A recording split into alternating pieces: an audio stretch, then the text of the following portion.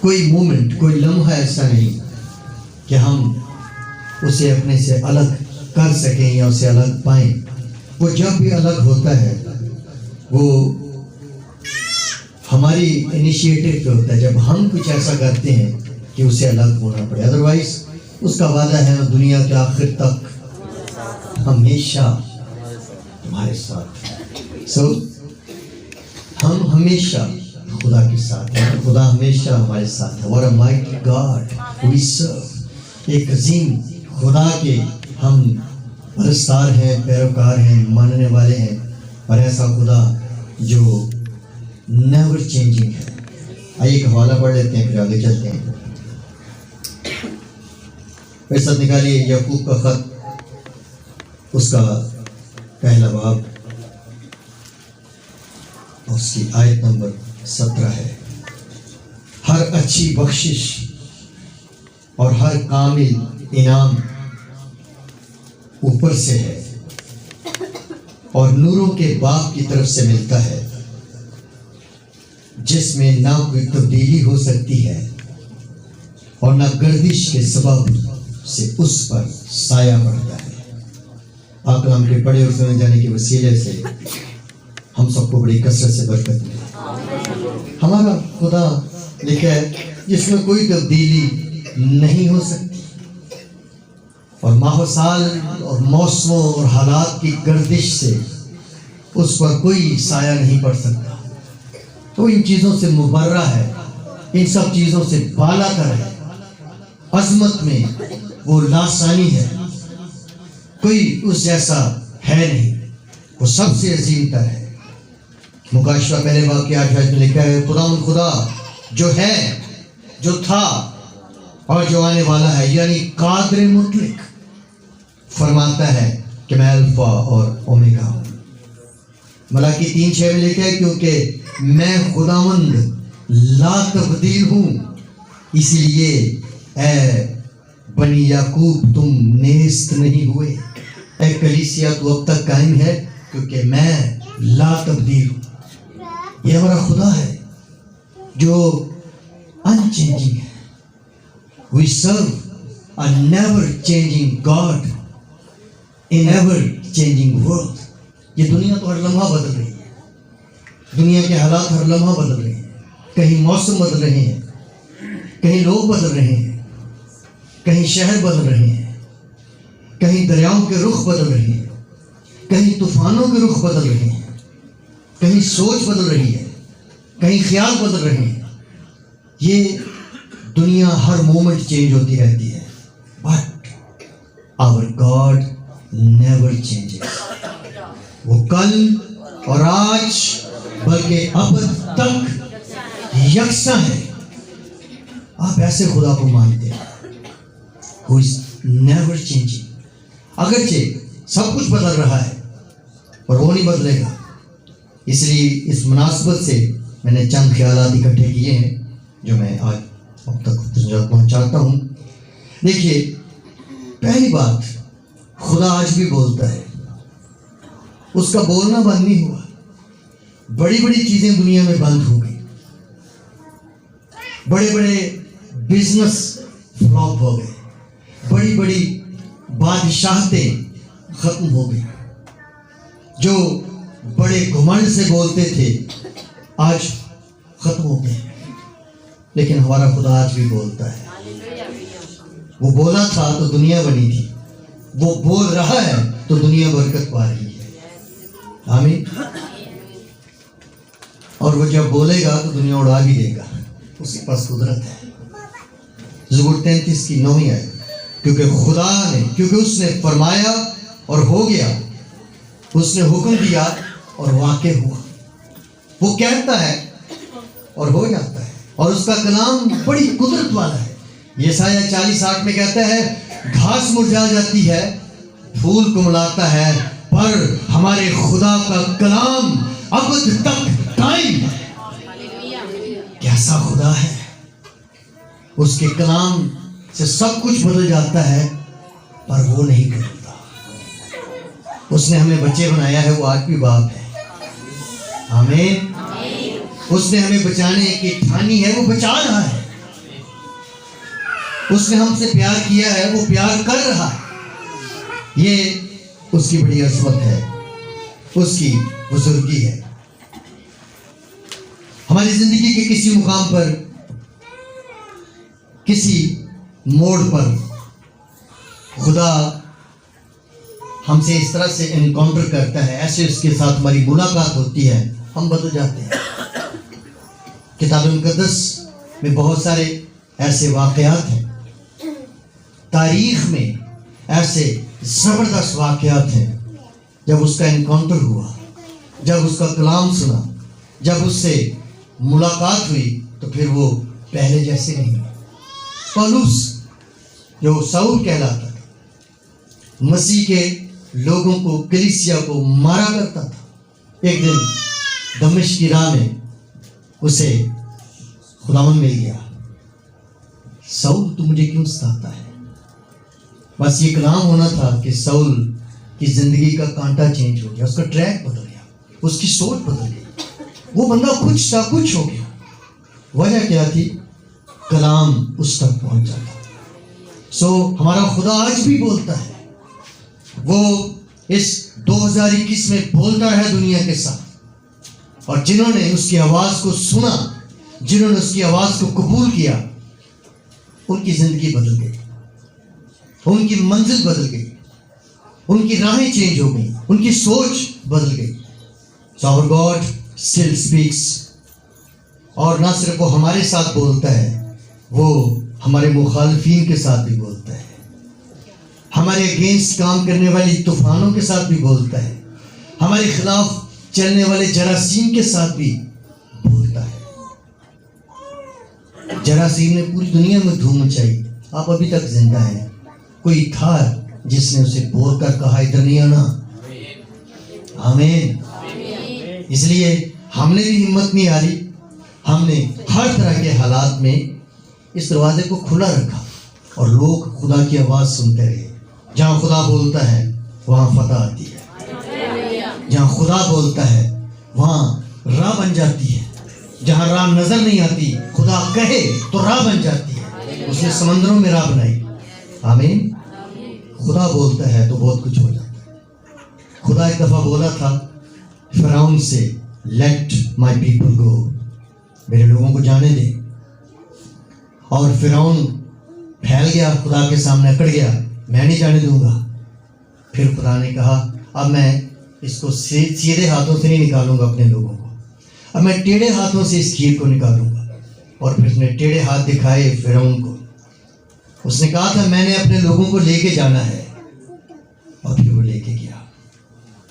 فرعون کی جتنی بھی پاورز تھیں, جن جن دیوتاؤں پر وہ تکیہ کرتا تھا, جن جن قوتوں پر اس کا انحصار تھا, خدا نے ان سب کو پہلے زیرو کیا. اور پھر جب اس کے پاس کوئی دیوتا باقی نہیں رہا, کوئی اور قوت باقی نہیں رہی, پھر خدا نے کہا اب میں تمہیں بتاتا ہوں میں کیا. آج تیرے بیٹے سے شروع ہوگا اور مصر کے سب پہلوٹے مر جائیں گے, پر جشن کے علاقے میں وہ بچے بچے رہیں گے جن کے گھروں کے چوکھٹوں پر بھرے کے لہو کا نشان ہوگا. یہ خبر اس تک پہنچی تھی, مصر میں اس کی دھوم مچی تھی. پر فرعون نے کہا ایسا کیسے ہو سکتا ہے, آئی ایم گاڈ, میں خدا ہوں, میرے بچے کو کون مار سکتا ہے. لیکن جن لوگوں تک, مصریوں تک بھی یہ خبر پہنچی تھی, انہوں نے جلدی سے برے ذبح کر کے اپنے اپنے دروازوں پر لگا لیے تھے. خدا جو فرماتا ہے اس کے پیچھے کھڑا بھی ہو جاتا ہے. وہ اپنے کلام کا پیچھا کرتا ہے, وہ اپنے کلام کے پیچھے کھڑا ہوتا ہے. وہ کھڑا تھا وہاں, اور جب ٹائم ہوا تو موت کا فرشتہ آیا اور اس نے فرعون سے شروع کیا.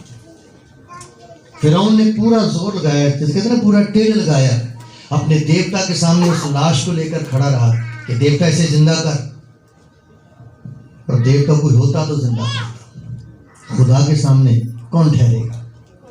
جی آخر میں ایک اقرار کیا فرعون نے, موسیٰ کے بارے میں کہا ہز گاڈ از گاڈ, اور کوئی خدا نہیں, صرف وہی خدا ہے جس کے آگے کوئی ٹھہر نہیں سکتا. جب یسوع آپ سے کچھ کہے آپ سن لیا کریں، کیونکہ جب کوئی بات کہتا ہے وہ سیریت ہوتا ہے. اس نے کہا میرے پیچھے آؤ، میں تمہیں آدمگیر بناؤں گا. وہ مچھلیاں پکڑ رہے تھے، وہ ماہی گیر تھے، پر خدا نے کہا میرے پیچھے آؤ، میں تمہیں آدمگیر بناؤں گا. یہ کاریگر تھا، اور کاریگر سب کچھ کر سکتے ہیں. آمین. جو بھی کاریگر ہوتا ہے اس سے کوئی چیز ٹوٹ جائے وہ پھر بنا لیتا ہے. یہ کاریگر کا کمال ہے. کاریگر کو فکر نہیں ہوتی. اس نے محصول لینے والے متی سے کہا میرے پیچھے آ، وہ بھی اس کے پیچھے ہو لیا. ان کو اس کلام کے بعد آگے کوئی ان کے پاس جواب نہیں ہوتا تھا. وہ امیڈیٹلی اس کو فالو کرنا شروع کرتا. بائبل میں لکھا ہے وہ فوراً اپنے جال اور کشتی چھوڑ کر اس کے پیچھے ہو لیے. یہ اس کے کلام کی پاور تھی. وہ آج بھی بولتا ہے. وہ آج آپ کی پریشانیوں سے بھی بولے گا. وہ کہے گا چلے جاؤ. وہ آج آپ کی دردوں سے بھی بولے گا چلے جاؤ. اور جب وہ بولے گا تو پھر کون کھڑا رہے گا اس کے سامنے؟ آپ کو پتہ ہے یسوع سویا ہوا تھا اور طوفان کھڑا ہوا تھا، کشتی ہل رہی تھی، شاگردوں کو اپنی جان کے لالے پڑے تھے کہ اچانک یسوع مسیح کو جگایا گیا، اور جو ہی یسوع کھڑا ہوا طوفان بیٹھ گیا، سو گیا اس کے سامنے. اس نے پانی کو جھڑکا، اس نے ہوا کو جھڑکا، اور ایک دم ایسا امن ہو گیا کہ جیسے کبھی طوفان آئے. کیا وجہ تھی؟ وہ صاحب اختیار ہے، جو ہے، جو تھا اور جو آنے والا، یعنی قادر مطلق. یہ قادر مطلق بڑا پیارا لفظ ہے. آل مائٹی، جس کے بعد کوئی اور قدرت اس سے آگے رکھتا کوئی نہیں. قادر مطلق، آخری حد تک جانے والا قادر. اس سے آگے حد ہی کوئی نہیں. اس حد کو کوئی قبول نہیں کر سکتا. اس واسطے ہمارا خدا آج بھی بولتا ہے. آمین. وہ 2022 میں بھی بولے گا، اور وہ بولے گا تو پھر کچھ نہ کچھ ہوگا. آمین. دوسرا پوائنٹ ہے وہ آج بھی بھیجتا ہے. اس نے لوگوں کو بھیجا تھا. وہ سینڈ کرنے والا خدا ہے. غلطیوں 4:4 میں لکھا لیکن جب وقت پورا ہو گیا تو خدا نے اپنے بیٹے کو بھیجا جو عورت سے پیدا ہوا اور شریعت کے ماتحت پیدا ہوا. خدا بھیجتا ہے، وہ دوسروں سے کام لیتا ہے. جیسے اس نے موسیٰ کو بھیجا تھا، جا فرعون سے کہہ دے میرے لوگوں کو جانے دے. اور موسیٰ پھر گیا، اکیلا نہیں تھا. ایک بہت بڑی سپر پاور کے سامنے سے بھیجا گیا تھا. وہ اکیلا نہیں تھا، اس کے ساتھ خدا تھا. یہی وجہ ہے موسیٰ بڑے یقین کے ساتھ گیا تھا. موسیٰ نے اسی جگہ پر جہاں خدا سے ملا تھا خدا کو چیک کر لیا تھا. اس نے کہا میں خدا میں تھکا ہوں، میں کمزور ہوں، میں کیا کروں 80 سال کو. اور خدا نے اسے 2-3 کام کر کے دکھائی وہیں پر. تو پھر موسیٰ کو ماننا پڑا کہ خدا تو سیریس ہے. اور پھر وہ بھی سیریس ہو گیا. چلا، اور پھر خدا نے بڑے بڑے کام کیے. خدا بھیجتا ہے. خدا اپنے لوگوں کو بھیجتا ہے تاکہ لوگوں کے پاس جائے، ان کو بچانے. آج بھی دنیا میں خدا بھیج رہا ہے. خدا نے موسیٰ کو بھیجا، خدا نے یونا کو بھیجا. یونا کو کہا جا ان لوگوں کو جو تباہ ہو رہے ہیں، حالانکہ وہ بنی اسرائیل کے دشمن تھے تو بھی خدا انٹرسٹڈ تھا کہ ان کو بچا لے. تو خدا نے یونا کو بھیجا نینوا، اور یونا گیا اچھے طریقے سے نہیں تھا. خدا کا طریقہ بہت اچھا تھا جہاز میں بیٹھ کے جانے کا، لیکن یونا کا طریقہ کیا تھا؟ مچھلی کے پیٹ میں بیٹھ کر جانے کا. انسانی طریقے اچھے نہیں ہیں. اس کا مطلب کبوتر ہے، ٹھیک ہے؟ تو کبوتر کو چاہیے تھا وہ ہوا میں جاتا صحیح طریقے سے، لیکن مچھلی کے پیٹ میں گیا اور مچھلی نے اسے ہڑپ کر لیا، وہاں جا کے اگل دیا. اور جب آنکھ کھلی تو یہ وہی علاقہ تھا جہاں خدا اسے بھیجنا چاہتا تھا. خدا بھیجتا ہے. خدا نے اپنے بیٹے کو بھیجا تھا کہ ہمیں بچا لے. خدا نے شاگردوں کو بھیجا کہ ساری دنیا کو شاگرد بناؤ، ان کو باپ اور بیٹے روح القدس کے نام میں بپتسمہ دو. خدا آج آپ کو بھیجتا ہے پھر اپنے ارد گرد کے لوگوں کو بچانے کے لیے. 2022 میں ممکن ہے آپ میں سے بہت سارے لوگوں کو خدا بھیجے کہ اب تم جاؤ. آپ کو جب خدا بھیجے گا کلام کر کے کہ جاؤ تو پھر آپ نے رکنا نہیں ہے. آپ بہانہ نہیں لگا سکتے میں نے سیمنری نہیں کی، میں نے یہ نہیں کیا، میں نے وہ نہیں کیا، میرے پاس ڈگری نہیں، میرے پاس تعلیم نہیں. آپ کے پاس کچھ بھی نہیں، اگر خدا آپ کے ساتھ ہے تو آپ کے پاس سب کچھ ہے. آمین. پریز گاڈ. خدا آپ کے ساتھ ہے. خدا اسٹل بھیجتا ہے. نمبر 3، خدا اسٹل بھرتا ہے. He still fills. وہ بھرتا ہے. دیکھیے متی 14 باب اس کی 20 آیت میں لکھا، اور سب کھا کر سیر ہو گئے اور انہوں نے بچے ہوئے ٹکڑوں سے بھری ہوئی ٹوکری 12 ٹوکریاں اٹھائیں. 15 آیت سے پڑھوں گا. جب شام ہوئی تو شاگرد اس کے پاس آ کر کہنے لگے جگہ ویران ہے اور وقت گزر گیا ہے، لوگوں کو رخصت کر دے تاکہ گاؤں میں جا کر اپنے لیے کھانا مول لیں. یسوع نے ان سے کہا ان کا جانا ضرور نہیں، تم ہی ان کو کھانے کو دو. انہوں نے اس سے کہا یہاں ہمارے پاس 5 روٹی اور 2 مچھلیوں کے سوا کچھ نہیں. اس نے کہا وہ یہاں میرے پاس لے آؤ. اور اس نے لوگوں کو حکم دیا کہ گھاس پر بیٹھ جاؤ لائنیں بنا کے. اور 21 آیت میں لے کر کھانے والے 20 آیت میں لے کر سب کھا کر سیر ہو گئے اور انہوں نے بچے ہوئے ٹکڑوں کی 12 ٹکڑیاں اٹھائیں اور کھانے والے عورتوں اور بچوں کے سوا 5000 مرد کے قریب تھے. عورتیں بھی تھیں جن کو گنتی میں نہیں لایا گیا، زیادہ تھیں. کون اتنی گنتی کرتا ہے؟ ابھی دیکھ لیں. یہ اندر آپ ہمارے سامنے جو منظر نظر آ رہا ہے کوئی ایسے ہی ہوگا ماحول میں. ایک بڑی بھیڑ کو اس نے سیر کیا آؤٹ آف نتھنگ. جسٹ 5 روٹیاں اور 2 مچھلیاں تھیں اور انہی سے خدا نے ان کو سب کو سیر کر دیا، پیٹ بھر کر ان کو کھانا کھلا دیا. اور جب اب سیر کا مطلب سمجھتے ہیں؟ سیر کا مطلب کیا ہوتا ہے کہ پھر مزید کھانے کی گنجائش نہ ہو. آپ اس کے سامنے کچھ بھی کھانا اچھے سے اچھا رکھتے ہیں، جو بندہ سیر ہے نا وہ کہے گا نہیں گھومنے میں کچھ خاص. تو اس نے سب کو سیر کیا تھا اور اس کے بعد ان کے پاس اتنی روٹیاں بچ گئیں کہ 12 ٹوکریاں بھری ہوئی ان کے پاس تھیں. اس کا مطلب کیا ہوا؟ وہ کچھ بھی نہ ہو تو بھی وہ سب کچھ دے سکتا ہے. کیسی بات ہے. وہ آج بھی فیل کرتا ہے. آج وہ خالی دلوں کو بھرتا ہے خوشی سے. آج وہ اپنے لوگوں کو بھرتا ہے پاکرو سے. آج وہ ہماری مٹیوں کو اور تیل کی کپیوں کو بھرتا ہے بیکاز ہی فیلس.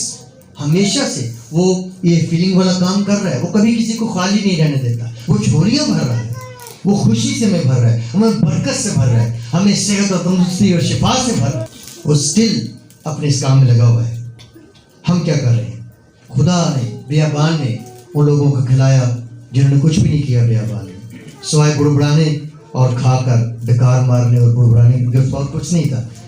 لیکن خدا نے ان کو سیر کیا، بہترین خوراک ان کو دی، فرشتوں کا کھانا ان کو دیا. نمبر 4 اور آخری پوائنٹ ہے وہ یہ ہے کہ God is still in control. آج بھی سارا کنٹرول اسی کے ہاتھ میں ہے. پریز گاڈ. دنیا کہاں سے کہاں چلی گئی. سائنس نے بڑی ترقی کر لی. ہر چیز اپنے عروج پر چلی گئی ہے، اپنی معراج پر چلی گئی ہے. لیکن خدا آج بھی اس کائنات کو اپنے کنٹرول میں رکھے ہوئے ہیں.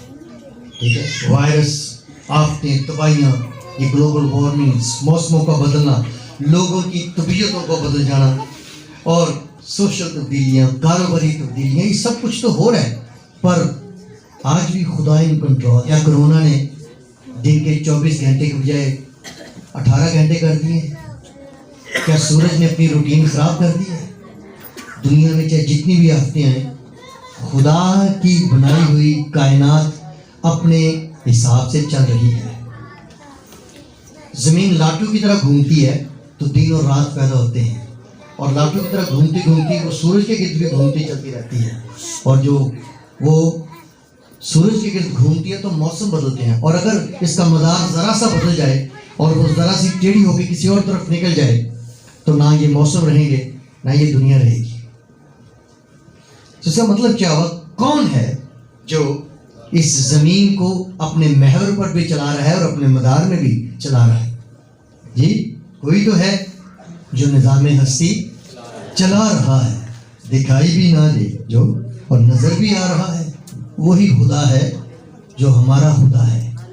اور جو اس ساری کائنات کو پورے کنٹرول کے ساتھ چلا رہے ہیں. یہ سائنسدان، یہ سپر پاورز امریکہ، رشیا، چائنا، دیگر جو بھی اپنے آپ کو سپر پاور کہتے ہیں، ایک دن سورج کو مغرب سے نکال کے دکھائیں، ہم مان جائیں کہ وہ کچھ ہیں. ایسا ہو سکتا ہے؟ یہ خدا کی بنائی ہوئی، وہ ان کنٹرول ہے، اس کے کنٹرول میں سب کچھ ہے. جب وہ ان کنٹرول ہے، جب وہ اختیار میں ہے، جب وہ پوری قدرت کے ساتھ اپنی ساری کائنات کو چلا رہا ہے، اس وقت تک چلتی رہے گی جب تک اس کی مرضی ہو.